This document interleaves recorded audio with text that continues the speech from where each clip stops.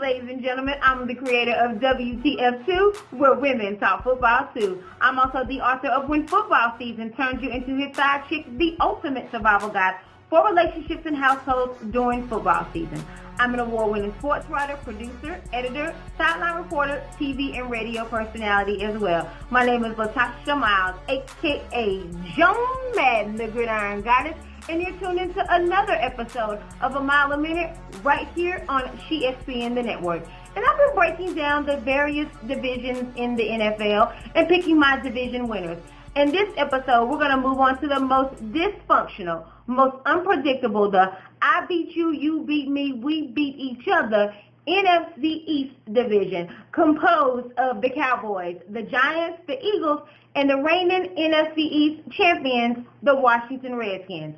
Bet you didn't see that one coming last year, did you? I mean, Coach Jay Gruden looked like a genius in this whole RG3 versus Kirk Cousins situation. Bet you didn't see that one coming last year either, now did you? But Cousins is on this franchise tag this season, so he's still technically auditioning because it seems like that they still don't completely trust him. But Cousins does have an advantage coming into this season with Deshaun Jackson and Pierre Garçon coming back healthy. They drafted an excellent wide receiver in Josh Doctson, and this will also help take some of the pressure off of tight end Jordan Reed.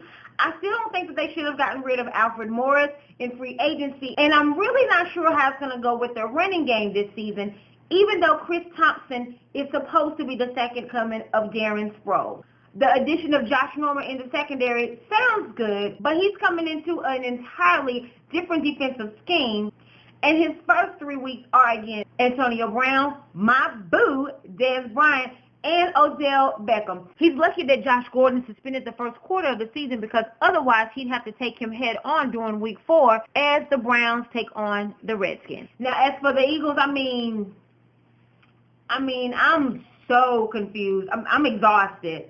I'm just exhausted with this whole franchise at this point. I'm so confused. Like the coaching changes, no more Chip Kelly, the change in quarterback, no more Sam Bradford, the change in running back, no more DeMarco Murray, the change in linebacker, no more Kiko Alonso, the change in secondary, no more Byron Maxwell, the change in sports journalist, no more Latasha Joan Madden Miles reporting live from the sidelines. Okay, I'm just kidding right there, but it sounded good, didn't it?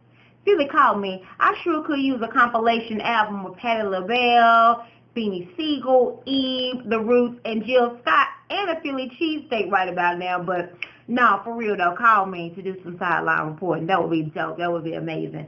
Now for the future, all the trading that they did and all the future draft picks, that's straight. Good for them. But as far as this season, I'm very concerned about them. But I do like their secondary though. And the fact that they're playing in a division where sometimes all it takes is a 9-7 record and a Week 17 victory to get in the playoffs. So you can't completely rule out the Eagles. Now on to the Cowboys, the team that my boo, Dez Bryant, plays, and he's now become a bona fide leader with the injuries to Tony Romo. And we're all aware that Romo is going to miss significant time, unfortunately. But we also know that Dallas can't afford to lose both Romo and Dez, especially after that 4-12 campaign last season. But I do like Dak Prescott coming into the situation. Yes, he's a rookie. I get that. But the Cowboys do have a terrific offensive line, one of the best in the league, and they have a reestablished running game with drafting Ezekiel Crop Top Elliott, who already has my early vote for Offensive Rookie of the Year, and also obtaining Alfred Morris in free agency. And a young, inexperienced quarterback's best friend is a reliable tight end, and you can still count on Old Faithful Jason Witten to help Dak out. And just to reiterate, my boo, Dez Bryant, is out there, and he's also affirmed Dak's performances throughout preseason. I like the Cowboys to make some noise in this division, even though they have a puppet as a head coach in Jason Garrett, and perhaps even have a wild card spot in the playoffs. Over the past 4 seasons, the New York Giants have been playing like the New York Miniatures and have missed the playoffs during that span. But behold, this is the year that I think that the Giants will turn it around and return to glory.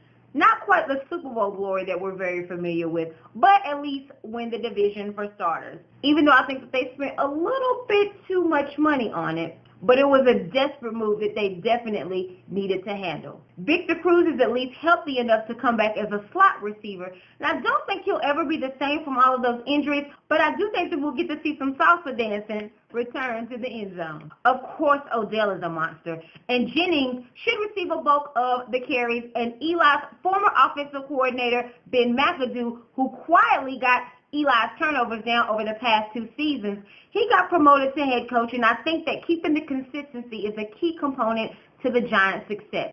I still don't like how they did my boy Tom Coughlin, though. Truth be told, Jerry Reese should have caught the fade on that one. Kind of how like Plexico Burress did when he helped the Giants secure that Super Bowl victory back in February of 2008. Yeah, Jerry Reese should have caught that fade. So, hey, that's my NFC East breakdown. I'm going with the team formerly known as the New York Miniatures over the past 4 seasons to resume back to the New York Giants that we know that they're capable of. So that's going to do it for this episode of A Mile a Minute. It's your girl, Latasha Miles, a.k.a. Joan Madden, the Gridiron Guys. And you've been watching ESPN the Network. Thanks again so much for tuning in. I'll catch you next time, and I'm out. What's going on, good people? It's your girl again, Latasha Miles, a.k.a. Joan Madden, the Gridiron Goddess. Make sure you follow me on Twitter and Instagram at she_SPN and at Facebook at Latasha Joan Madden Miles. And subscribe to my YouTube channel, which is ESPN the Network. Hey, I'm kind of a big deal. You know, I'm a little bit cute, got some beauty, got some brains. That way on that channel, you'll be able to see the interviews that I've done. Some of the famous people that I worked with, the projects I've worked on, things of that nature. And don't forget to log on to CreateSpace.com and Amazon.com and get your copies of my book, When Football Season Turns You Into His Side Chick, The Ultimate Survival Guide for Relationships and Households during football season. I appreciate your support. And hey, I got to run. They're over here calling me on the other line. I got to manage another fantasy football league. I'm out. Gon' kick it off there. Whoa. Gon' kick it off there. It ain't a game, kick it off there. Whoa. So gon' kick it off there. Huh? What we talking about, it goes deep. Something to watch.